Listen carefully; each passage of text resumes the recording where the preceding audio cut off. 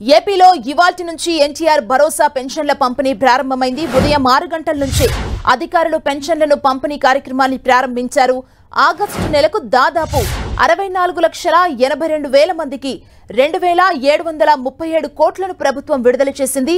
మొదటి రోజే 96% పెన్షన్ల పంపిణీ పూర్తి చేయాలన్న ప్రభుత్వం రెండో రోజుకు 100% పెన్షన్ల పంపిణీ పూర్తి చేయాలని టార్గెట్ పెట్టుకుంది. డ్రా చేసిన మొత్తాన్ని గ్రామ వార్డు సచివాలయ సిబ్బంది ఇంటింటికి వెళ్లి పంపిణీ చేస్తున్నారు.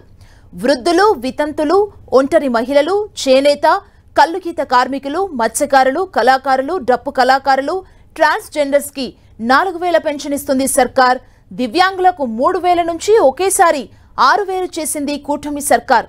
తీవ్ర అనారోగ్యంతో ఉండేవారికి 5,000 నుంచి 15,000కు పెంచింది.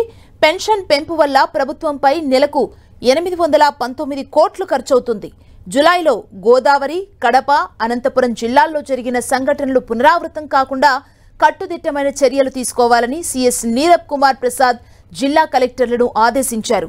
ఆ సంఘటనలకు సంబంధించి బాధ్యులపై ఇప్పటికే క్రిమినల్ కేసులు నమోదు చేయడంతో పాటు వారిని విధుల నుండి సస్పెండ్ చేశారు. తదుపరి క్రమశిక్షణా చర్యలు కూడా తీసుకోనున్నారు. పెన్షన్ల పంపిణీలో అక్రమాలకు పాల్పడితే కఠిన చర్యలు తప్పవని సర్కార్ హెచ్చరించింది.